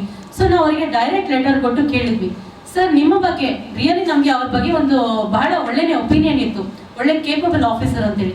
ನಿಮ್ಮ ಬಗ್ಗೆ ಬಹಳ ಇದೇ ತರ ಮಾತಾಡಿದ್ವಿ, ಲೆಟರ್ ಕೊಟ್ಟು ಸರ್ ನಿಮ್ಮ ಬಗ್ಗೆ ಬಹಳ ಒಳ್ಳೆ ಒಪಿನಿಯನ್ ಇದೆ ನಮಗೆ, ಆದ್ರೆ ಇಲ್ಲಿ ಏನೋ ಅವ್ಯವಹಾರ ನಡೆದಿದೆ ಅಂತ ತಿಳಿದು ಬಂದಿದೆ. ಹಾಗಾಗಿ ದಯಮಾಡಿ ಇದನ್ನ ಪರಿಶೀಲಿಸಿ ಅದೇನಾದ್ರೂ ರಿಪೋರ್ಟ್ ಮುಂದೆ ಹೋಗಿದ್ರೆ ಸೆಕೆಂಡ್ ರಿಪೋರ್ಟ್ ಹಾಕಿ ನೀವು ಗವರ್ಮೆಂಟ್ಗೆ. ಈ ತರ ಒಂದು ಆರ್ಗನೈಸೇಷನ್ ಕಂಪ್ಲೇಂಟ್ ಬಂದಿದೆ. ಆಲ್ರೆಡಿ ನಮ್ದು 2ನೇ ಕಂಪ್ಲೇಂಟ್, ಮುಂದೇನು ಯಾರೋ ಲಾಯರ್ ಒಬ್ರು ಕಂಪ್ಲೇಂಟ್ ಮಾಡಿದ್ದಾರೆ, ಮತ್ತೆ ಶ್ರೀನಿವಾಸ್ ಅವರನ್ನು ಕಂಪ್ಲೇಂಟ್ ಮಾಡಿದ್ದಾರೆ, ಬ್ರಿಡ್ಜ್ ಅಂಡ್ ರೂಫ್ ಕಂಪ್ಲೇಂಟ್ ಮಾಡಿದ್ದಾರೆ, BHEL ಕಂಪ್ಲೇಂಟ್ ಮಾಡಿದ್ದಾರೆ. ಯಾವುದೇ ಕಂಪ್ಲೇಂಟಿಗೆ ಯಾವುದೇ ಒಂದು ರಿಯಾಕ್ಷನ್ ಇಲ್ಲ. ಸೊ ಪೊನ್ನೂರಾಜ್ ಅವ್ರನ್ನ ಮೀಟ್ ಆದಾಗ ಅವ್ರು ಹೇಳಿದ್ರು, ಇಲ್ಲ ಮೇಡಮ್ ನೀವು ಹೇಗೆ ಅದನ್ನ ಏನು ಆಧಾರ ಇಲ್ಲದೆ ಅದು ಹೇಗೆ ಹೇಳ್ತೀರಾ, ನಾನು ಆಲ್ರೆಡಿ ಅವರು ಇನ್ವ್ಯಾಲಿಡ್, ನಾವು ಹೇಳಿದ್ವಿ ಸರ್ ಅವ್ರು ವ್ಯಾಲಿಡಾ ಇನ್ವ್ಯಾಲಿಡಾ ಹೇಳಿ, ನಿಮ್ಮ ಪ್ರಕಾರ ಆಸ್ ಎ MD ಒಂದು KPCL ಸಂಸ್ಥೆಯ MD ಅವ್ರು ವ್ಯಾಲಿಡ್ ಬಿಡ್ಡಾರ ಅಲ್ವಾ ಅದನ್ನ ನೀವು ಹೇಳಿ, ಕೆಲಸ ಮಾಡ್ಲಿಕ್ಕೆ ಆಗುತ್ತಾ ಅವ್ರಿಗೆ. ಅದಕ್ಕೆ ಅವ್ರು ಹೇಳಿದ್ರು, ಇಲ್ಲ ಮೇಡಮ್ ಅವರು ವ್ಯಾಲಿಡ್ ಅಲ್ಲ ನನಗೂ ಗೊತ್ತಿದೆ, ಆದ್ರೂ ಐ ಆಮ್ ಹೆಲ್ಪ್ಲೆಸ್ ಮೇಡಮ್, ನಾನು ಆಯ್ತು ಇವಾಗ ನಾವು ಕೊಟ್ಟಿರೋ ರಿಪೋರ್ಟಿಂಗ್ ನೀವು ಏನು ಆನ್ಸರ್ ಮಾಡ್ತೀರೋ, ನೀವು ಏನಾದ್ರೂ ನಮಗೆ ಆನ್ಸರ್ ಮಾಡ್ಬೇಕಲ್ವಾ ರೈಟಿಂಗ್ ಅಲ್ಲಿ ಕೊಡಿ ಅಂತ ಕೇಳಿದ್ವಿ. ಅದಕ್ಕೆ ಅವ್ರು ಏನ್ ಹೇಳಿದ್ರು, ಮೇಡಮ್ ಅದನ್ನ ನೀವು CM ಹತ್ರ ಹೋಗಿ ಕೇಳಿ. ಸೊ ಇಲ್ಲಿ CM ಹತ್ರ ಹೋಗಿ ಕೇಳಿ ಅಂತಂದ್ರೆ ಏನ್ ಅರ್ಥ? CM ಇನ್ವಾಲ್ವ್ಮೆಂಟ್ ಇದೆ ಅಂತನಾ, ಇಲ್ಲ CM ಪ್ರೆಷರ್ ಇದೆ ಅಂತನಾ, ಇಲ್ಲ ಗವರ್ಮೆಂಟ್ ಇನ್ವಾಲ್ವ್ಮೆಂಟ್ ಗವರ್ಮೆಂಟ್ ಪ್ರೆಷರ್ ಆಗ್ತಾ ಇದೆ ಅಂತನಾ, ಇಲ್ಲ ಸೆಂಟ್ರಲ್ ಪ್ರೆಷರ್ ಇದೆ ಅಂತನಾ, ಇಲ್ಲ ಇವರೇ ಏನಾದ್ರೂ ಲಾಬಿ ಮಾಡ್ತಾ ಇದ್ದಾರಾ, ಇಲ್ಲ ಸಂಘಟನೆಯವ್ರ ತರ ಏನ್ ಮಾಡ್ಕೊಳ್ತಾರೆ, ಆಫ್ಟರ್ ಆಲ್ ಲೇಡೀಸ್ ಬಂದಿದ್ದಾರೆ ಅಂತ ಏನಾದ್ರೂ ನೆಗ್ಲಿಜಿಯನ್ಸಿನ? ಇದಕ್ಕೆ ಪೊನ್ನೂರಾಜ್ ಅವರು ಆನ್ಸರ್ ಮಾಡಬೇಕು. ಪ್ಲಸ್ ಸರ್ಕಾರದಿಂದ ಇವ್ರ ಮೇಲೆ ಪ್ರೆಷರ್ ಇದ್ರೆ ಖಂಡಿತ CM ಅವರು ಇದಕ್ಕೆ ಆನ್ಸರಬಲ್. ಯಾಕಂದ್ರೆ ಇದು ಚಿಕ್ಕ ಪುಟ್ಟ ಒಂದು ಅಮೌಂಟ್ ಅಲ್ಲ, 2400 ಕೋಟಿ ಒಂದು ಸ್ಕ್ಯಾಮು. ಇದು CM ನಮಗೆ ಆನ್ಸರ್ ಮಾಡಲೇಬೇಕಾಗುತ್ತೆ, ಜನಗಳ ಮುಂದೆ ಬರಬೇಕಾಗತ್ತೆ. ಪೊನ್ನೂರಾಜ್ ಅವರು ಪ್ರೆಸ್ ಮೀಟ್ ಮಾಡಿ ಅದಕ್ಕೆ ನಮಗೆ ಜಸ್ಟಿಫಿಕೇಶನ್ ಕೊಡ್ಲಿ, ಯಾವ ಅರ್ಥದಲ್ಲಿ ಅವ್ರು ಅದನ್ನ ಹೇಳಿದ್ರು ಅಂತ. ಅದಾದ ನಂತರ ಇವ್ರು ಹೋಗಿ CMಗೆ ಪ್ರೆಸೆಂಟೇಷನ್ ಕೊಡಿ ಅಂತ ಹೇಳಿದ್ರೆ ನಾವು ಪ್ರೆಸೆಂಟೇಷನ್ ಕೊಟ್ವಿ. ಕೊಟ್ಟ ಮೇಲೆ ಮತ್ತೆ ಇನ್ನೊಂದು 1 ಮಂತ್ ಬಿಟ್ಟು ಮತ್ತೆ ಪೊನ್ನೂರಾಜ್ ಹತ್ರ ಹೋದ್ವಿ. ಸರ್ ನಾವು ಕೊಟ್ವಲ್ಲ ಕಾಪಿ ಸೆಕೆಂಡ್ ರಿಪೋರ್ಟ್ ಸಬ್ಮಿಟ್ ಮಾಡಿದ್ರ ನೀವು ಗವರ್ಮೆಂಟ್ಗೆ ಅಂತ ಹೇಳಿದ್ರೆ ಅವ್ರ ಯಾವುದೋ ಒಂದು ಮೀಟಿಂಗ್ ಅಲ್ಲಿ ಇದ್ರು, ಅವ್ರದ್ದು ಇಂಟರ್ನಲ್ ಮೀಟಿಂಗ್ ಇತ್ತು. We are weighted for 3 to 4 hours. ತಾಳ್ಮೆಯಿಂದ ವೇಟ್ ಮಾಡಿದ್ವಿ, ಯಾಕಂದ್ರೆ ಒಂದು ಸೋಷಿಯಲ್ ವರ್ಕ್ ಪರವಾಗಿಲ್ಲ ವೇಟ್ ಮಾಡೋಣ ಅಂತ, ಆದ್ರೂ ಕರೆದಿಲ್ಲ. ಕೊನೆಗೆ ಮತ್ತೆ ಬಲವಂತವಾಗಿ ಟೈಮ್ ಆಗ್ತಾ ಇದೆ, 10 ನಿಮಿಷ ಮಾತಾಡ್ತೀವಿ ಅಂತ ಒಳಗಡೆ ಹೋದ್ಮೇಲೆ ಆಮೇಲೆ ಅವ್ರು ಏನ್ ಹೇಳ್ತಾ ಇದ್ದಾರೆ, ಇಲ್ಲ ನೀವು ನಿಮ್ಗೆ ಏನ್ ಬೇಕು ನೀವು ಆಕ್ಷನ್ ತಗೊಳ್ಳಿ, ನಮ್ದೇನು ಅಬ್ಜೆಕ್ಷನ್ ಇಲ್ಲ, ನೀವು ಪ್ರೆಸ್ ಮೀಟ್ ಮಾಡಿ ಪರವಾಗಿಲ್ಲ, ಹೋಗಿ CM ನ ಕೇಳಿ, ನೀವು ಗವರ್ಮೆಂಟ್ ನ ಕೇಳಿ ಅಂತ ಕೇಳ್ತಾ ಇದ್ದಾರೆ. ಸೊ ಇದ್ರ ಅರ್ಥ ಏನು ಅಂತ ನಮಗೆ ಅರ್ಥ ಆಗ್ತಾ ಇಲ್ಲ. 2ನೇ ಟೈಮ್ ಮೀಟ್ ಆದಾಗಲೂ ಅದನ್ನೇ ಹೇಳಿದ್ರು ಅವರು, ಕನಿಷ್ಠ ಒಂದು ಆರ್ಗನೈಸೇಷನ್ ಬಂದಿದೆ, ಒಂದು ಮೊದಲನೇ ಟೈಮ್ ಚೆನ್ನಾಗಿ ರೆಸ್ಪಾಂಡ್ ಮಾಡಿದೆ, 2ನೇ ಟೈಮು ಕೂರಿಸಿ ಮಾತಾಡಬೇಕು ಅನ್ನೋ ಕನಿಷ್ಠ ಸೌಜನ್ಯ ಇಲ್ಲ. ಬಹಳ ಆರೋಗ್ಯಂಟು, ಹೆಂಗಂದ್ರೆ ಹಂಗೆ ಮಾತಾಡುವಂತ ಒಂದು ನೇಚರ್ ಅವ್ರದ್ದು. ಅವ್ರ ನೇಚರ್ ಅವ್ರ ಪರ್ಸನಲ್ ಇದು ತೋರಿಸುತ್ತೆ. ಅದ್ರ ಬಗ್ಗೆ ನಮ್ಗೆ ಏನು ಅಲಿಗೇಷನ್ ಇಲ್ಲ, ಅವ್ರ ಬಗ್ಗೆ ನಮಗೆ ಖಂಡಿತ ಗೌರವ ಇದೆ. ಆದ್ರೆ ನಡ್ಕೊಂಡಿರೋ ರೀತಿ ಸರಿ ಇಲ್ಲ. ಪ್ಲಸ್ ಇಲ್ಲಿ ಏನೋ ಒಂದು ಸಂಸ್ಥೆನಲ್ಲಿ ಟ್ರಾನ್ಸ್ಪರೆನ್ಸಿ ಇಲ್ಲ. ಇಷ್ಟೊಂದೆಲ್ಲ ಆಮೇಲೆ ಮತ್ತೆ ಅವ್ರು ಹೇಳ್ತಾರೆ, ನಾವು ಕೇಳಿದ್ವಿ ನಮ್ಮ ಲೆಟರ್ಗೆ ಏನು ಆನ್ಸರ್ ಮಾಡಿದ್ರಿ, ಇಲ್ಲ ನೀವು ಗೋ ಫಾರ್ ಪ್ರೆಸ್ ಮೀಟ್, ಏನ್ ಆನ್ಸರ್ ಅಟ್ಲೀಸ್ಟ್ ಏನ್ ಮಾಡಿದೀರಾ ಆ ಲೆಟರ್ನ ಅಂತ ಹೇಳಿದ್ರೆ ಈಗ ಗವರ್ಮೆಂಟ್ಗೆ ಕೊಟ್ಟಿದೀವಿ. ಸೊ ಗವರ್ಮೆಂಟ್ಗೆ ಕೊಟ್ಟ ಮೇಲೆ 2400 ಕೋಟಿ ಹಗರಣ ಇನ್ವರ್ಡ್ ಔಟ್ವರ್ಡ್ ಇಲ್ಲದೆ ಹೇಗೆ ಹೋಗುತ್ತೆ? ಅವ್ರ PA ಇದ್ರ ಹತ್ರ ಕೇಳಿದ್ರೆ ಏನು ಅವ್ರ ಹತ್ರ ದಾಖಲಾತಿ ಇಲ್ಲ. ಆ ಲೆಟರ್ ಅನ್ನ ಮತ್ತೆ ಅವ್ರನ್ನ ಹೋಗಿ ಕೇಳಿದ್ರೆ ನಾನೇ ಪರ್ಸನಲ್ ಆಗಿ ತಗೊಂಡೋಗಿ ಕೊಟ್ಟಿದ್ದೀನಿ. ಸೊ ಒಬ್ಬ MD, ಒಂದು ಸಂಸ್ಥೆಯ MD ಡೈರೆಕ್ಟ್ ಆಗಿ ಲೆಟರ್ನ ತಗೊಂಡೋಗಿ ಯಾಕೆ ಕೊಡ್ತಾರೆ? ಎಲ್ಲ ಲೆಟರ್ನ ಹೀಗೆ ಪರ್ಸನಲ್ ಆಗಿ ತಗೊಂಡೋಗಿ ಕೊಡ್ತಾರ ಇವರು? ಇದನ್ನ ಮಾತ್ರ ಯಾಕೆ ಪರ್ಸನಲ್ ಆಗಿ ತಗೊಂಡೋಗಿ ಕೊಟ್ರು? ಸೊ ಇದರಲ್ಲಿ ನಮಗೆ ಏನಾದ್ರೂ ಒಂದು ದಾಲ್ಮೆ ಕಾಲ ಅಂತ ಅನ್ಸೋದು ಸಹಜ ಅಲ್ವಾ? ಎಲ್ಲಾ ಲೆಟರ್ನು ಒಂದು ಔಟ್ವರ್ಡ್ ಇನ್ವರ್ಡ್ ಇಲ್ಲದೆ MD ಪರ್ಸನಲ್ ಆಗಿ ಯಾಕೆ ಅಷ್ಟೊಂದು ಇನ್ವಾಲ್ವ್ ಆಗ್ತಾ ಇದ್ದಾರೆ? ಪ್ಲಸ್ ಇವರು MD ಅಡ್ಮಿನಿಸ್ಟ್ರೇಟಿವ್, ಇವರು ಟೆಕ್ನಿಕಲ್ ವಿಚಾರದಲ್ಲಿ ಯಾಕೆ ಇನ್ವಾಲ್ವ್ ಆಗ್ತಾ ಇದ್ದಾರೆ? ಇದಕ್ಕೆ ಇನ್ನೊಂದು ಎಕ್ಸಾಂಪಲ್ ಹೇಳ್ತೀನಿ. ಈ ನಮ್ಮ 2018ರಲ್ಲಿ ಹಳೆ ಟೆಕ್ನಿಕಲ್ ಡೈರೆಕ್ಟರ್ ಭಾಸ್ಕರ್ ಅನ್ನೋರು ರಿಟೈರ್ಡ್ ಆಗ್ತಾರೆ. ರಿಟೈರ್ಡ್ ಆದ್ಮೇಲೆ 2018 ಮತ್ತೆ ಇವಾಗ 2020 ಈ ಮಧ್ಯ ಡ್ಯೂರೇಷನ್ ಅಲ್ಲಿ ನಮ್ಮ ವೇಣುಗೋಪಾಲ್ ಹೆಬ್ಬಾರ್ ಅವರು ಬಹಳ ಸೀನಿಯರ್ ಕೇಪಬಿಲಿಟಿ ಇರುವಂತವರು, ಸೀನಿಯಾರಿಟಿ ಬೇಸ್ ಮೇಲೆ ಅವರಿಗೆ ಡೈರೆಕ್ಟರ್, ಟೆಕ್ನಿಕಲ್ ಡೈರೆಕ್ಟರ್ TD ಆಗಿ ಅವರಿಗೆ ಪ್ರಮೋಷನ್ ಬರಬೇಕಾಗಿತ್ತು. ಆದ್ರೆ ಇವರು ಅವ್ರು ಬಹಳ ಪ್ರಾಂಪ್ಟ್ ಇರೋದ್ರಿಂದ ಅವರಿಗೆ ಆ ಡೈರೆಕ್ಟರ್ನ ಕೊಟ್ಬಿಟ್ರೆ ಇವ್ರು ಬೇಳೆ ಬೇಯೋದಿಲ್ಲ ಅನ್ನೋ ಒಂದು ರೀಸನ್ ಇಟ್ಕೊಂಡು ಜಫರುಲ್ಲಾ ಖಾನ್ ಅನ್ನುವಂತ 2014ರಲ್ಲಿ ರಿಟೈರ್ಡ್ ಆಗಿರೋ ಒಬ್ಬ ಟೆಕ್ನಿಕಲ್ ಡೈರೆಕ್ಟರ್ನ ತಗೊಂಡು ಬಂದು ಇವರು ಕನ್ಸಲ್ಟೆಂಟ್ ಟೆಕ್ನಿಷಿಯನ್ ಅಂತ ಹೇಳಿ ಅಪಾಯಿಂಟ್ ಮಾಡ್ಕೊಳ್ತಾರೆ. ಅವ್ರಿಗೆ AC, car, salary, separate cabin, ಅವ್ರ ಪೆಟ್ರೋಲ್ ಖರ್ಚು ಎಲ್ಲವೂ ಸೇರಿ ಒಂದು ತಿಂಗಳಿಗೆ 8 ರಿಂದ 10 ಲಕ್ಷ ಖರ್ಚು. ಅಲ್ಲೇ ಕ್ವಾಲಿಫೈಡ್ ಪರ್ಸನ್ ಇರುವಾಗ 2 ವರ್ಷ ನೀವು ಯಾಕೆ ಆ ಪೋಸ್ಟ್ ನ ಖಾಲಿ ಬಿಟ್ಟು ಒಂದು ಟೆಕ್ನಿಕಲ್ ಕನ್ಸಲ್ಟೆಂಟ್ ನ ತಗೊಂಬಂದು ಇಟ್ಕೊಡ್ರಿ? ಇವ್ರಿಗೆ MDಗೆ ಯಾಕೆ ಬೇಕು? ಇದುವರೆಗೂ ಯಾರು ಮಾಡ್ಕೊಂಡಿಲ್ಲ, ನಿಮಗೆ ಯಾಕೆ ಬೇಕಿತ್ತು? ಏನ್ ರೀಸನು? ಸೊ ಇಲ್ಲಿ ಶಾಪುರ್ಜಿ ಪಾಲಂಜಿ ಅಂತ ಅನ್ನುವಂತ ಕೆಲ್ಸಕ್ಕೆ ಬಾರದ ಒಬ್ಬ ಬಿಲ್ಡರ್ ಅಂತ ಅವ್ರನ್ನ ತಗೊಂಬಂದು ಕೂರಿಸಿ ಅದರಲ್ಲಿ 2400 ಕೋಟಿನಲ್ಲಿ 150 ಕೋಟಿ ಸ್ಕ್ಯಾಮ್ ಇದೆ ಅನ್ನೋದು ಒಂದು ಬಹಳ ದೊಡ್ಡ ಗುಮಾನಿ ಬಂದಿರೋಂಥದ್ದು. ಆಮೇಲೆ ನಾವು ಎಲ್ಲ ಅಲ್ಲಿ ಇರುವಂತ ಚೀಫ್ ಇಂಜಿನಿಯರ್ಸ್ಗಳನ್ನ, ವರ್ಕರ್ಸ್ಗಳನ್ನ ಮಾತಾಡಿಸ್ವಿ. ಎಲ್ಲರದು ಅದೇ ಧೋರಣೆ. ಯಾರನ್ನು ಬಹಳ ಹಿಟ್ಲರಿಸಮ್, ಅವರು ಮೊದಲು ಹೇಗಿದ್ರೆ ಏನೋ ಈ ಇಲಾಖೆಗೆ ಬಂದ್ಮೇಲೆ ಟೋಟಲ್ ಹಿಟ್ಲರಿಸಮ್ ಮಾಡ್ತಾ ಇದ್ದಾರೆ. ಇಂಟರ್ನಲ್ಲಿ ಬೇರೆ ಬೇರೆ ಇದೆ, ಹೇಳಲಿಕ್ಕೂ ಆಗಲ್ಲ. ಯಾರೇ ಒಬ್ಬರು ಇದು ಮಾಡಿದ್ರೆ, ಮತ್ತೆ ಈ ಶ್ರೀನಿವಾಸನ್ ಅವರನ್ನ ಯಾವ ಮಟ್ಟಕ್ಕೆ ಹೋಗಿದ್ದಾರೆ ಅಂದ್ರೆ, ನಾನು ಹೇಳಿದ್ದಾರೆ ಟೆಕ್ನಿಕಲ್ ರಿಪೋರ್ಟ್ ರೆಡಿ ಮಾಡು, ನೀನು ಮಾಡ್ಲಿಲ್ಲ ಅಂದ್ರೆ ನೀನು ವಿರುದ್ಧ FIR ಮಾಡ್ತೀವಿ. ಅದನ್ನ ಬರ್ದಿದ್ದಾರೆ ಅವರು, ಆ ರಿಪೋರ್ಟ್ ಕೊಡ್ತೀವಿ ನಿಮ್ಗೆ. ಒಬ್ಬ ಎಕ್ಸಿಕ್ಯೂಟಿವ್ ಇಂಜಿನಿಯರ್ನ FIR ಮಾಡ್ತೀವಿ ಅಂತ ಬೆದರಿಕೆ ಹಾಕುವಂಥದ್ದು ಏನಿದೆ? ಒಬ್ಬ ಆಫೀಸರ್ನ ಯಾಕೆ ಬೆದರಿಕೆ ಹಾಕ್ತಾರೆ? FIR ಯಾವ ಕಾರಣದಲ್ಲಿ ಮಾಡೋದು? ಅಲ್ಲಿ ಏನಾದ್ರೂ ಸ್ಕ್ಯಾಮ್ ಆದ್ರೆ, ಇಲ್ಲ ಒಂದು ಸೆಕ್ಷಲ್ ಇದೇನಾದ್ರೂ ಬೇರೆ ರೀತಿನಲ್ಲಿ ಆದ್ರೆ, ಇಲ್ಲ ಫಂಡ್ಸ್ ಏನಾದ್ರೂ ಮಿಸ್ಯೂಸ್ ಆದ್ರೆ, ಆ ಥರ ಆದ್ರಾಗ ಅವ್ರ ಮೇಲೆ ಕ್ರಿಮಿನಲ್ ಕೇಸನ್ನ FIR ಮಾಡ್ತಾರೆ.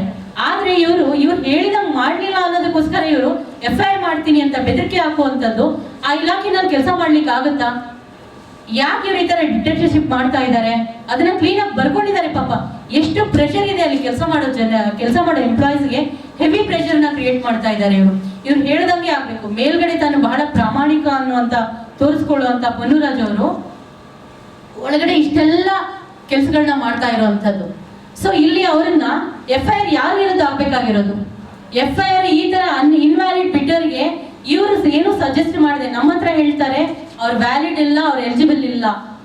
ಹಂಗ ಇಂತ ಮೇಲೆ ಇವರು ಆಸ್ ಎ MD, ಒಂದು ಸಂಸ್ಥೆಯ MD, KPCL MD ಆಗಿ ಇವ್ರ ಜವಾಬ್ದಾರಿ ಏನು? ಅವ್ನು ಇನ್ವ್ಯಾಲಿಡ್ ಅಂದ್ರೆ ಅಲ್ಲೇ ಅವನ್ನ ಡಿಸ್ಕ್ವಾಲಿಫೈ ಮಾಡಿ ಬಿಸಾಕೋದಲ್ಲ. CM ಅವರಿಗೆ ಯಾಕೆ ಹೋಯ್ತು ಅದು ಫೈಲು? ಇಲ್ಲ ಇವ್ರು ಲಾಬಿ ಮಾಡಿದ್ದಾರೆ, ಇಲ್ಲ CM ಕಡೆಯಿಂದ ಫೈಲ್ ಬಂದಿದೆ, ಎರಡರಲ್ಲೊಂದು. ಸೊ CM ಅವರು ಇದರಲ್ಲಿ ಸ್ಪಷ್ಟನೆ ಕೊಡಬೇಕು. ಪ್ಲಸ್ MD ಆಗಿರುವಂತ ಪೊನ್ನುರಾಜ್ ಅವರು ಸಹ ಇದಕ್ಕೆ ಸ್ಪಷ್ಟನೆ ಕೊಡ್ಲೇಬೇಕು. ಕೊಡ್ಲಿಲ್ಲ ಅಂದ್ರೆ ಅಷ್ಟು ಈಸಿಯಾಗಿ ಭೀಮಾಪುತ್ರಿ ಬ್ರಿಗೇಡ್ ಅವ್ರನ್ನ ಬಿಡುವಂಥದ್ದು ಅಲ್ಲ. ಮುಂದಿನ ನಡೆ ನಾವು ಯಾವ ರೀತಿ ಮುಂದಿನ ಯೋಜನೆಗಳನ್ನ ಮಾಡಬೇಕು, ಅವ್ರ ವಿರುದ್ಧ ಸ್ಟ್ರೈಕ್ ಮಾಡಬೇಕು, ಎಲ್ಲೆಲ್ಲಿ ಹೋಗ್ತಾರಲ್ಲ ಕಂಪೌಂಡ್ ತೋರಿಸ್ಬೇಕು, ಎಲ್ಲವನ್ನ ಮಾಡ್ತೀವಿ. ಆದ್ರೆ ನಾವ್ ಹೇಳ್ತಾ ಇರೋದು ಏನಂದ್ರೆ, ಇನ್ವ್ಯಾಲಿಡ್ ಟೆಂಡರ್ ಏನಾಗಿದೆ ಅದು ಕ್ಯಾನ್ಸಲ್ ಆಗ್ಬೇಕು. ನಾವು ಯಾವುದೇ ನಮ್ಮ ಪರವಾಗಿ ಯಾವುದೇ ಬಿಲ್ಡರ್ ಪರವಾಗಿ ಬಂದಿಲ್ಲ, ಇಲ್ಲ ಯಾವುದೇ ಒಂದು ಸಂಸ್ಥೆ ಪರವಾಗಿ ಬಂದಿಲ್ಲ. ಎಲ್ಲದೂ ಕ್ಯಾನ್ಸಲ್ ಆಗಿ ಟೆಂಡರ್ ನ ಕಾಲ್ಫರ್ ಮಾಡಿ ವ್ಯಾಲಿಡ್ ಬಿಡ್ಡರ್ ಯಾರಿದ್ದಾರೆ ಅವ್ರಿಗೆ ಕೊಡಿ, ಕೆಲಸ ಕರೆಕ್ಟ್ ಆಗಾಗ್ಲಿ. ನಮ್ಮ ಉದ್ದೇಶ ಏನಂದ್ರೆ, ಏನ್ ಪವರ್ ಸ್ಟೇಷನ್ಗಳಿದಾವೆ, ಆ ಥರ್ಮಲ್ ಪವರ್ ಸ್ಟೇಷನ್ ಯಾವುದೇ ಕಾರಣಕ್ಕೂ ಕ್ಲೋಸ್ ಆಗಬಾರ್ದು. ಇವ್ರು ಅದ್ರ ಹೆಸರು ಹೇಳ್ಕೊಂಡು ಸಾವಿರಾರು ಕೋಟಿ, ಮಿಲಿಯನ್ ಗಟ್ಟಲೆ ದುಡ್ಡನ್ನ ಸ್ಕ್ಯಾಮ್ ಮಾಡ್ತಾ ಇದ್ದಾರೆ. ಅದು ನಿಲ್ಲಬೇಕು. ಯಾವುದೇ ಕಾರಣಕ್ಕೂ ಎಷ್ಟೋ ಕೋಟ್ಯಾಂತರ ರೂಪಾಯಿ ಇನ್ವೆಸ್ಟ್ ಆಗಿದೆ ನಮ್ಮ ಅಮೌಂಟ್. ಅದು ಅಲ್ಲದೆ 4-4.5 ಸಾವಿರ ಜನ ಕೆಲಸ ಮಾಡ್ತಾ ಇದ್ದಾರೆ, ಕೆಲಸ ಕಳ್ಕೊಳ್ತಾರೆ. ಈ ಎಲ್ಲ ಹಗರಣಗಳ ಈ ಒಂದ್ ಹಗರಣ ಅಲ್ಲ, ಬರೀ 2400 ಕೋಟಿ ಅಲ್ಲ, KPCL ಅಲ್ಲಿ ಬಹಳ ದೊಡ್ಡ ದೊಡ್ಡ ಹಗರಣಗಳು ನಡೀತಾ ಇದ್ದಾವೆ. ಹಾಗಾಗಿ KPCL ಪೊನ್ನುರಾಜ್ ಅವ್ರ ಮೇಲೆ IAS ತಮಿಳ್ನಾಡು ಕೇಡರ್ ಇವ್ರ ಮೇಲೆ ಒಂದು CBI ಎನ್ಕ್ವೈರಿನ ಹಾಕ್ಬೇಕು ಅನ್ನೋದು ನಮ್ಮ ಭೀಮಾಪುತ್ರಿ ಬ್ರಿಗೇಡ್ನ ಒಂದು ಒತ್ತಾಯ. ಇದು ಟೋಟಲಿ ರಿಪೋರ್ಟ್, ಒಂದು ಟ್ರಾನ್ಸ್ಪರೆನ್ಸಿ ಬೇಕು. ಭೀಮಾಪುತ್ರಿ ಬ್ರಿಗೇಡ್ ಒಂದು ಏನು ನಾವು ಅವರಿಗೆ ಕಂಪ್ಲೇಂಟ್ ಮಾಡಿದೀವಿ, ಅದಕ್ಕೆ ಏನು ಉತ್ತರ ಕೊಟ್ಟಿದ್ದಾರೆ ಅಂತ ಅವ್ರು ನಮಗೆ ರಿಟರ್ನ್ ಒಂದು ರೈಟಿಂಗ್ ಅಲ್ಲಿ ಆನ್ಸರ್ ಕೊಡ್ಲಿಲ್ಲ ಅಂದ್ರೆ, ಸರ್ಕಾರವನ್ನ ನಡೆಸೋದು ನಮಗೆ ಗೊತ್ತಿದೆ, ಮುಂದೆ ನಮ್ಮ ನಡೆಯನ್ನ ಖಂಡಿತ ಅವ್ರು ಕಾದ್ ನೋಡ್ತಾರೆ. ನಾವು ಸಾಕಷ್ಟು ಸಮಯ ಕೊಟ್ವಿ, ಅವ್ರು ತಿದ್ಕೊಳ್ಳದೆ ಅದನ್ನೇನಾದ್ರೂ ಆ ಟೆಂಡರ್ ಅನ್ನ ಶಾಪುರ್ಜಿ ಮತ್ತೆ ಪಾಲಂಜಿ ಅಂತ ಒಂದು ಅನ್ವ್ಯಾಲಿಡ್ ಬಿಡ್ಡರ್ಗೆ ಏನಾದರೂ ಅದನ್ನ ಟೋಟಲಿ ಸಿಗ್ನೇಚರಿಗೆ ಹೋಗಿದೆ CM ಹತ್ರ, ಅವ್ರು ನೆಗ್ಲೆಕ್ಟ್ ಮಾಡಿ ಅದನ್ನ ಏನಾದರೂ ಸೈನ್ ಮಾಡಿ ಮುಂದೆ ಬಂತು ಅಂದ್ರೆ ಖಂಡಿತ ನಾವು ದೊಡ್ಡ ಮಟ್ಟದಲ್ಲಿ ಹೋರಾಟವನ್ನ ಇಡೀ ರಾಜ್ಯಾದ್ಯಂತ ಕಂಡಕ್ಟ್ ಮಾಡ್ತೀವಿ. ರಾಜ್ಯ ಕಾರ್ಯದರ್ಶಿಯಾಗಿ ನಾನು ಕೆಲಸ ಮಾಡ್ತಾ ಇದ್ದೀನಿ. ನಾನು ಜಾಸ್ತಿ ಮಾತಾಡೋಕೆ ಇಷ್ಟಪಡಲ್ಲ, ಯಾಕಂತಂದ್ರೆ ಎಲ್ಲ ಮೇಡಮ್ ಅವರೇ ಮಾತಾಡಿದರೆ. ನಾವೇನು ಹೇಳೋದು ಅಂತಂದ್ರೆ, ಎಲ್ಲಿ ಅನ್ಯಾಯ ನಡೀತದೆ ಅಲ್ಲಿ ಭೀಮಾಪುತ್ರಿ ಇರ್ತದೆ. ಯಾವುದೋ ಒಂದು ಅಧಿಕಾರಿಗಳಾಗಿರ್ಬೋದು, ಇಲ್ಲ ಒಂದು ಸ್ಟೇಷನ್ ಆಗಿರ್ಬೋದು, ಗೌರ್ಮೆಂಟ್ ಅಫಿಷಿಯಲ್ಲು, ಯಾವುದೇ ಜಾಗ ಆಗಿರಲಿ, ಪಬ್ಲಿಕ್ಗೆ ಒಳ್ಳೇದಾಗಂತ ಜಾಗಗಳು ಎಲ್ಲೇ ಇರಲಿ, ಅಲ್ಲಿ ಪಬ್ಲಿಕ್ಗೆ ತೊಂದರೆ ಆಗ್ತಾ ಇದೆ ಅಂತಂದ್ರೆ ಆ ಜಾಗದ ಹತ್ರ ನಮ್ಮ ಭೀಮಾಪುತ್ರಿ ಟೀಮ್ ಅಲ್ಲಿರುತ್ತೆ. KPCL ತನ್ನ ಗುತ್ತಿಗೆಯಲ್ಲಿ ಹಗರಣವನ್ನ ಮಾಡ್ತಾ ಇದೆ. ಇದನ್ನು ನಿಲ್ಲಿಸಬೇಕು ಅಂತೇಳಿ ಇವತ್ತು ಸಹೋದರಿ ರೇವತಿ ರಾಜ್ ಅವರು ಈ ಒಂದು ಪತ್ರಿಕಾಗೋಷ್ಠಿಯನ್ನು ಕರೆದಿರ್ತಾರೆ.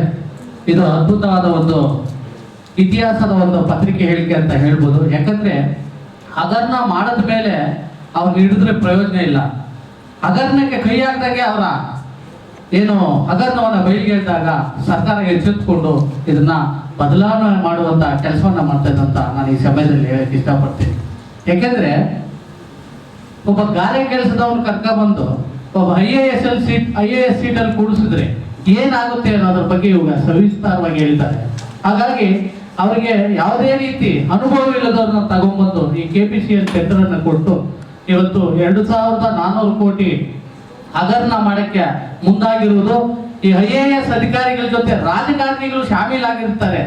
ಇಲ್ಲಾಂದ್ರೆ ಅಷ್ಟು ಧೈರ್ಯವಾಗಿ ಯಾವ ಒಬ್ಬ IAS ಇದ್ರ ಬಗ್ಗೆ ಕೈ ಹಾಕಕ್ಕೆ ಸಾಧ್ಯ ಇಲ್ಲ. ಬಗ್ಗೆ ನಾವು ಎಷ್ಟೋ ಜನಕ್ಕೆ ಗೊತ್ತಿಲ್ಲ, ಅದನ್ನ ನಾವೆಲ್ಲ ನಿಮ್ ಮುಂದೆ ಇಟ್ಟಿದೀವಿ. ಸೊ ನಿಮ್ ಕೈಯಲ್ಲಿದೆ ಎಲ್ಲ ಡಾಕ್ಯುಮೆಂಟ್ಸ್ ಆಗ್ಲಿ, ಪ್ರತಿ ಒಂದೊಂದನ್ನು ಏನೇನ್ ಮಾಡಿದೀವಿ ಅನ್ನೋದು. ನಾನ್ ಏನ್ ಹೇಳಕ್ ಇಷ್ಟಪಡ್ತೀನಿ ಅಂತಂದ್ರೆ, ಒಂದ್ ಹೆಣ್ಣು ಮಗು ಎಷ್ಟೆಲ್ಲ ಮಾಡ್ಬೋದು ಅಂದ್ರೆ, ಒಂದು ಮನೆ ಉದ್ಧಾರವನ್ನು ಮಾಡ್ಬೋದು, ಬೇರೆ ರೀತಿಯಲ್ಲಿ ಈ ತರನು ನಾವು ತಗೊಂಡ್ ಬರ್ಬೋದು ಅನ್ನೋದಕ್ಕೆ ನಮ್ ರೇವತಿ ಮೇಡಮ್ ಸಾಕ್ಷಿ ಇದಕ್ಕೆ.